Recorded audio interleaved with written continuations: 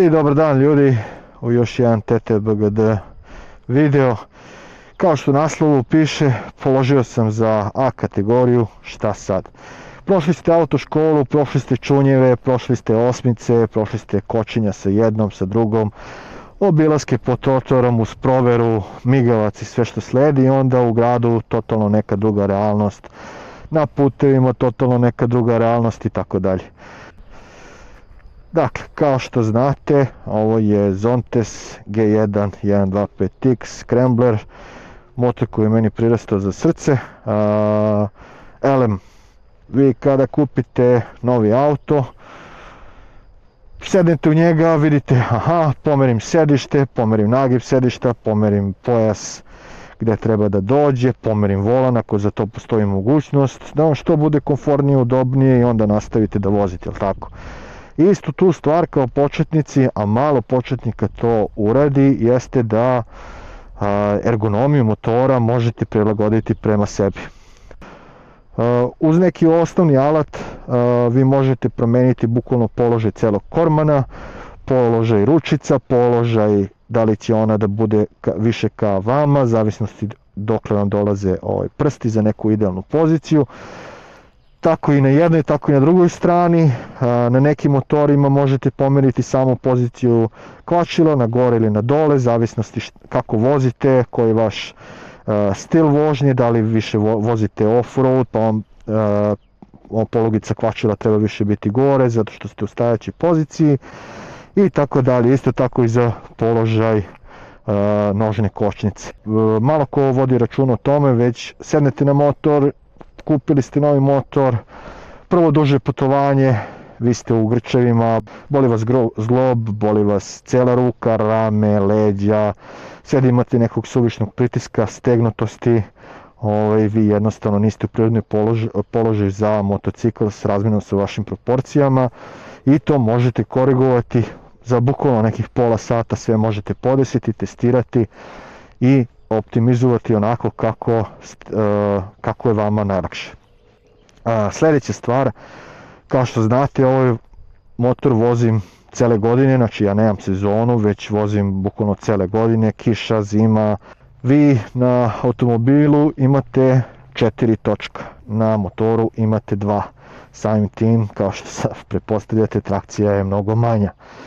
Samu trakciju u gumama diktira pritisak u gumama i njihov gazeći sloj.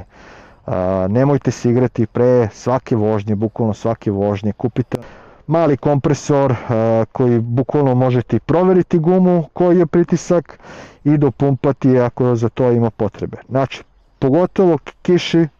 pogotovo po kiši, nemojte se igrati sa pritiscima u gumama, napumpajte na kako je proizvođač za tu gumu napisao, zato što guma vam neće efikasno izbacivati vodu napolje ako nije pod određenim pritiskom.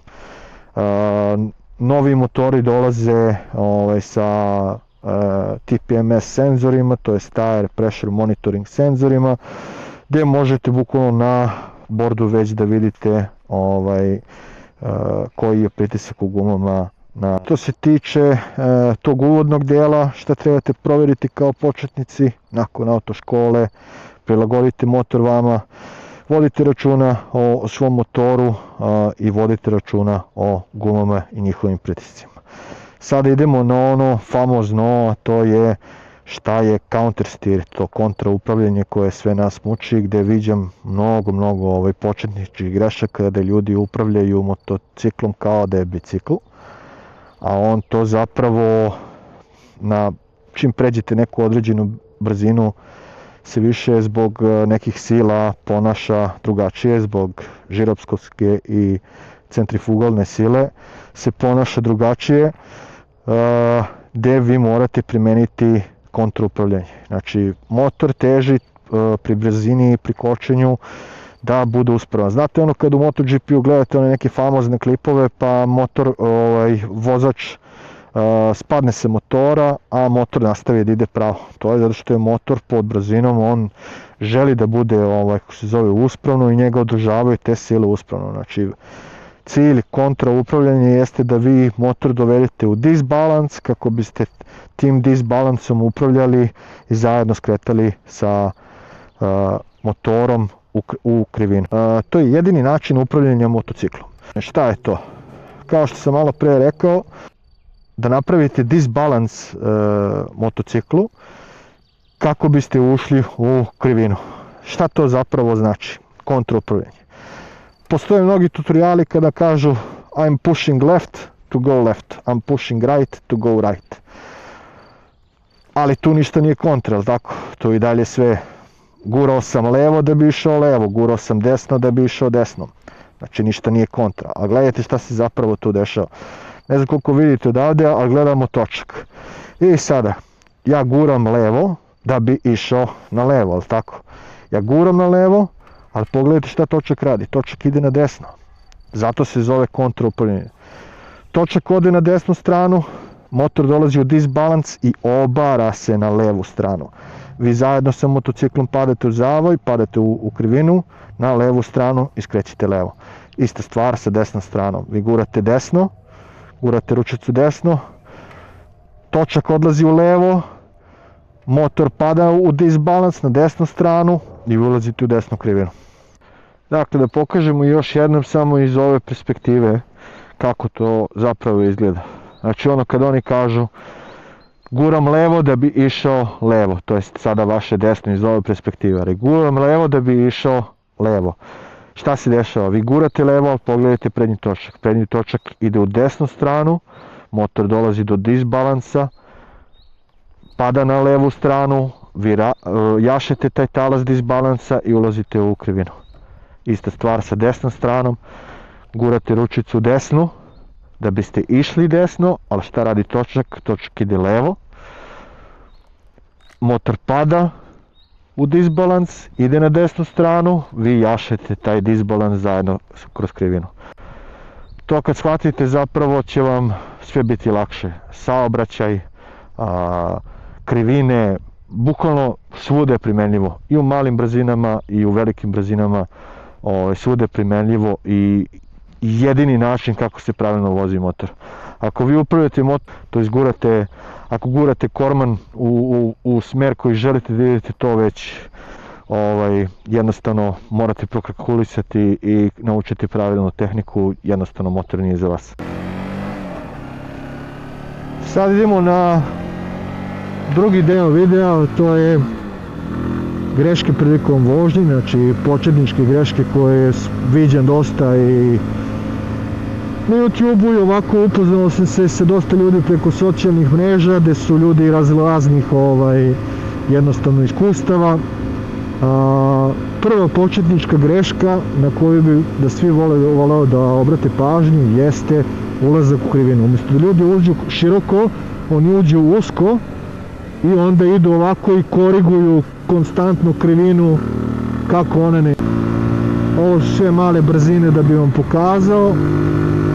Znači umjesto da uđe široko odavde, on ulazi usko i pri velikom gasu konstantno mora da koriguje, opet pokazat ću ovdje na sljedećoj, ulazi usko pri velikom gasu i ispravlja krivinu umjesto da je ušao široko pa usko. Znači to je jedna od prvih početničkih grešaka na koju bih voleo da ljudi obrate pažnju, jeste da motor pa ni auto u tim nekim većim brzinama se nikako ne vozi tom najkraćom mogućom putanjom, pogotovo ne motocikl. Radijus je nešto što diktira kako ćete vi optimalno proći kroz krivinu. Vi možete proći najkraćim mogućim putem ako vozite sporo, ali ako vozite brzo i skratite krivinu kao što je ova, umjesto da uđete široko vi uđete kratko, pri velikoj brzini vaša izlazna putanja će biti u ovom ovdje žbunu. Sljedeća stvar, dok ovako kruziramo, kao zabluda i greška početnika jeste kočenje. Mnogi ljudi će kočiti samo prednjom kočnicom i kao to je to je ono. To je greška neka koja datira iz mnogo godina ranije. kada su naši motorci možda vozili motore, kada su motocikli bili za prave bajkere i nisu dolazili uz traction control, ABS, cornering ABS i tako dalje, već su bili za prave bajkere gdje su vaši prsti bili ABS, i onda su ljudi kočili pre krivine, ulazili u krivinu, prolazili Apex i išli da isprave motor i išli na gas. A vi sada imate daleko napredniju tehnologiju od tih godina, daleko drugačije gume, sve je to uznapredovala tehnologija guma, tehnologija kočenja, tako da ja ne vidim potrebu da ljudi se dalje pridržavaju tog pravila da koče samo sa prednjom. Treba apsolutno kočiti i koristiti sva tri moda kočenja, a to je motorno kočenje, prednja i zadnja kočnica.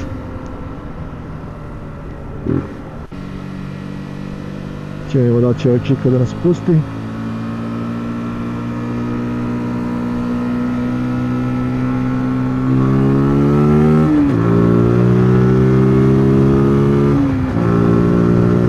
Dakle, nemojte se plašiti da stisnete zadnju pa prednju.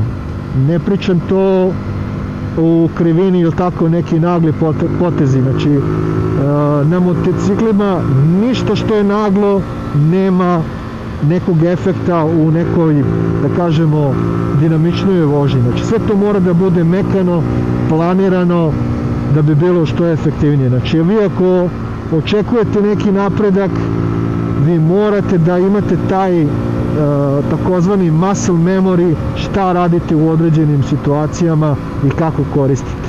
Sad, zašto pričam ovo prednja zadnja kočnica? Vidio sam dosta grešaka gde ljudi, pogotovo nizbrdo, voze čak i jače motore, ali u nekoj oštrijoj krivini nizbrdo oni su nesigurni u sebe, pritiskaju kvačilo, motor ostaje bez bilo kakve kontrole i oni tu ulaze sa prednjom kočnicom na kvačilu kako im se motor ne bi ugasio. Motor nije automobil, neće se ugasiti bukvalno ako nestanete kompletno. Dakle, na temu kočenja isto još jedna jako bitna stvar. Zamislite ovako, testirali ste vaš motocikl na parkingu, testirali ste vaš motor na parkingu i znate tačno kad se pali prednji ABS, znate tačno kad se pali zadnji ABS. Znate otprilike kad je ta tačka, u kojoj brzini će se to zapravo desiti. I sad imate 100% tog nekog kočenja do ABS-a. Sad zamislite ovako, vi kočite samo prednjom, znači tih 100% odmah zauzmite da ćete imati samo 70% zone sa kojom kočite do ABS-a. Znači do nekog proklizavanja, vi imate 70%. Kočite samo zadnjom kočnicom, vi imate na primjer 30% od tih 100% kada kočite. Ako koristite obe kočnice, ta zona, znači taj potencijal sa kojim vi raspolažete, ostaje na 100%. Neće biti ni 70 ni 30, nego stvarna vrednost, to jest onako kako je proizvođač i podrazumeva da vi kočite motociklom, a to je kombinovano kočenje, zadnja, prednja i motorno kočenje. Zadnja, prednja kombinovano, trail brake takozvani, ulazim široko, ispravljam motocikl, gas. To naravno ovo bi sve bilo sporo, ali u brzini to bi izgledalo ovako. Zadnja, prednja, downshift, pogled, ulazim široko, zadnja, prednja, trail brake, sve vreme, ispravljam motocikl, nastavljam pravo. Sljedeća stvar koju bi hteo da napomenem, kad smo ustanovili da je zapravo bolje kočiti kombinovano nego samo sa prednjom kočnicom, da trebate to izbjegavati, dolazimo do sljedeće stvari, a to je zapravo kako motor funkcioniše. Vi imate taj neki gazeći sloj gume i što je veći pritisak na njemu, kažemo, vi ćete imati toliko gripa. Znači sve komande moraju biti mekane, u krivini nema nekog opasnog zabadanja. Zabadanje dođe posle kad vi znate tačno kod ovog lista, kod ove tačke ja dajem maksimum, ulazim u krivinu i tako dalje. To dolazi daleko kasnije, znači nema toga kao početnik, da kažem. Blagi input svega, tako da kad dođu nepovoljni uslovi, kada dođe kiša, kada dođe zima, gde trakcija nije dobra na gumama, kada gume nisu predviđene da se voze po takvim uslovima, vi opet imate mogućnost da vozite zato što grip dobijate samom geometrijom motora, to je kako ona diše kada se kompresuje i kada se daje gas, kada se ona opruža. Znači, vi kada kočite, prednja vila šta radi? Ona ide napred, je li tako? Znači, samim tim pritisak na prednju točku je veći. Samim tim imate veći grip. Naravno, može da dođe u svakoj sili, dolazi do nekog maksimuma i ako preterate u radnji toga, točak će proklizati. Ali zato se vraćamo na ono, idite na parking ili na neku napuštenu ulicu, testirajte vaš motor i šta on može da uradi. Testirajte kada će se ABS uključiti, kada će traction control da se uključi, tako. Što se tiče samog counter steera, znači counter steer koji smo objašnjavali, bukvalno sa jednom rukom možete doći na avalu i da vežbate guranje i vuču ručice i šta ona zapravo radi. Znači guramo, hoćemo da idemo levo, mi guramo ručicu levo, točak ide desno, motor pada na levu stranu. Ista stvar se dešava na desnu stranu, guramo ručicu desno, točak ide levo, motor pada na desnu stranu. Ista stvar na levo, guramo ručicu i tako dalje. Ono što možda nisu rekli u autoškoli, možda jesu, zavisnosti od instruktora, zavisnosti da ste vi bili znatiželjni pa pitali, jeste da motor možete upravljati i nogama. Postoji ta neka 3 načina upravljanja, jedno je kormanom, drugo je nogama i treće je celim telom, gde telom pomerate centar mase samog motora, o tome ćemo nešto kasnije. Ali ovaj deo da se vratimo na deo upravljanja nogama. Znači vi ako postavite noge ispravno, a to je da vam, da kažemo, jastučići pre prstiju dođu na sam fuzaster, ne znam koliko se vidi ovde dole, ako vam jastučići dođu tako na sam fuzaster, vi gurate levom nogom kako biste skretali levo. Šta to znači? Ja ću ovde sada da vam to pokažem, znači prebacit ćemo ga u treću kako ne bi morao da dajem gas. Znači samo na fuzasterima motor pleše guranjem nogama. Ovo je jako korisno za pogled, ja držim volan bukvalno samo da bi dodavao gas sa 2 prsta, nikakav pritisak ne radim na volan, sve ostalo je nogama. Ovo je jako korisno za saobraćaj, na primjer za neko brzo izbjegavanje prepreke, ne daj Bože auto koji vam se sprečio. Nemojte biti jedan od onih koji vide prepreku, vidite da vas seče, vi dajete kvačilo, gas u blokadu i kao nešto će se desiti. Ne, na vama je da izbegnete prepreku. Isprečio se auto, niža kočenje, promena. Isprečio se auto, kočnica, promena. Noge i ruke da rade u skladu. Nemojte biti od ljudi koji gledaju Amerikance i njihove videe koji govore ja ću njemu da isturiram, da se on tu ne znam šta zamisli, kao uništit ću ga, on nestaće ako mu ja isturiram, totalna besmisla. Znači vi ste jedini koji sebe možete maksimalno zaštititi, jedini bukvalno. Dakle, još jednom, samo full zaster, 4. brzina, upravlja motor nogama. Ovo pričamo o malim brzinama, motor što su veće brzine će zahtevati veću silu da bi ušao u krivinu, je li tako? Što veća sila će biti. Zato su vam potrebne da vam celo telo radi. Ako ste već u velikim brzinama, onda nije dovoljno samo counter steer, jer vidjet ćete korban će biti jako težak da se pomeri.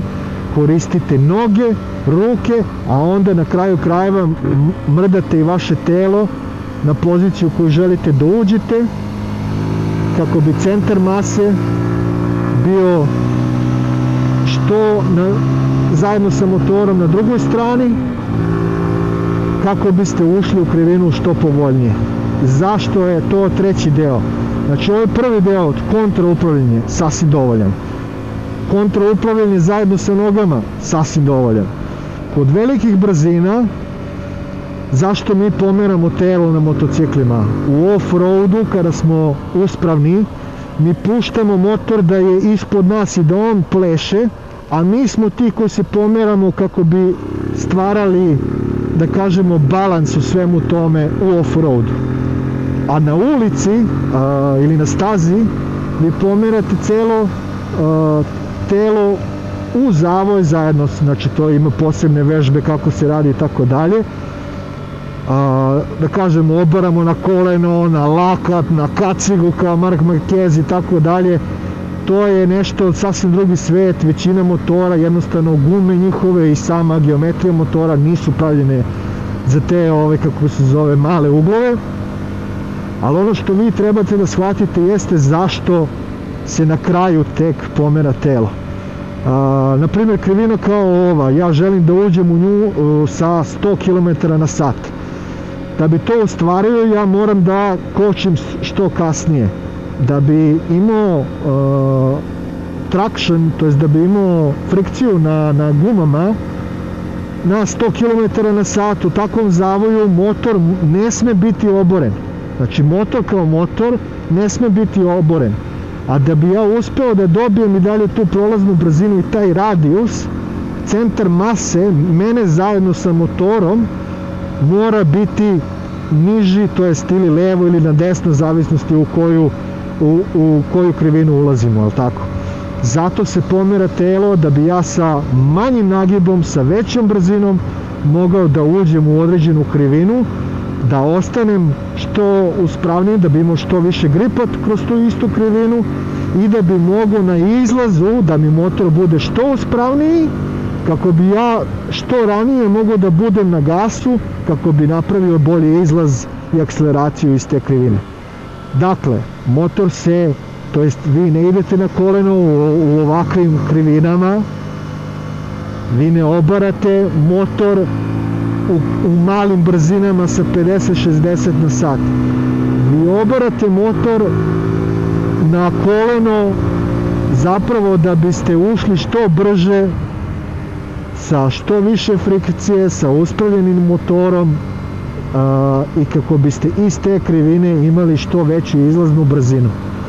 Točak kao točak, guma kao guma ima taj neki friction zone, to jest frikcijonu zonu sa asfaltom. Gume na motociklu su napravljene da ujedaju taj asfalt. Vi što ste u većem nagibu imat ćete manje tog, da kažemo, gripa, to jest trakcije na putu. Guma kad je ravna, ona ima najviše gripa. Guma kad je nagnuta, ona ima manji taj kontaktni deo, samim tim i manje gripa. Kako to možete da korigujete? Možete da korigujete, kao što sam malo pre objasnio, sa pozicijom tela, gde će lean angle da vam bude jednostavno veći, a brzina veća. Samim tim je brzina veća, ili na drugi način, a to je takozvani trail brake.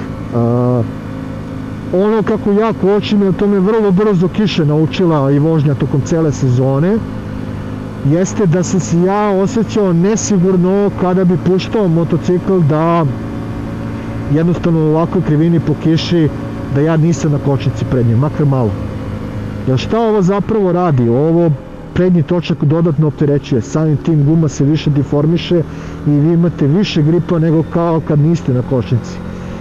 Zato ja cenim da svi vozači, ako hoće da postanu, da kažemo, vešti na dva točka, moraju uvesti to u svoj repertoar znanja, a to je trail breaking. Znači, kočite tokom krivine, u krivini, bez naglih zabadanja. To je ono što je krucijalno. Znači, na motoru, što bi rekli Englezi, smooth is fast, mora sve biti mekano, bez nabadanja. A ako ulazite u krivinu planski i znate otprilike šta vas očekuje, vi onda tu i ne morate nešto previše da korigujete. I onda vremenom, kako budete sve više i više vozili, vaš mozak će jednostavno povezivati sve to, bukvalno će vam to postati taj muscle memory, gde vi nećete podsvesno ni morati da se podsjećate kako da radim downshift, kako zadnja, kako prednja kočnica, šta. Jednostavno će vam to postati neka norma. Uzmite ovo kao neki dobronameran savet.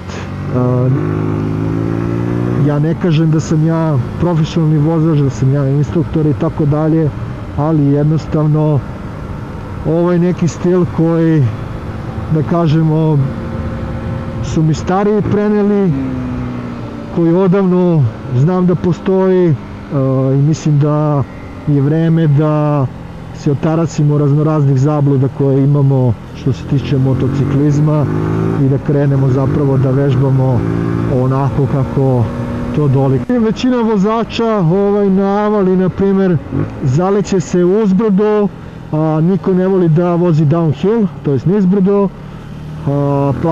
plašeći se da će proklizati u ovim kontranagibima i tako dalje, da je nekad put nije u kontranagibu, nego onako neispravno urađen, ali svejedno mislim da sa pravim znanjem kako se ulazi u zavoj trail breaka i svega ostalog, možete jednostavno mnogo dalje da dogurate i da napredujete.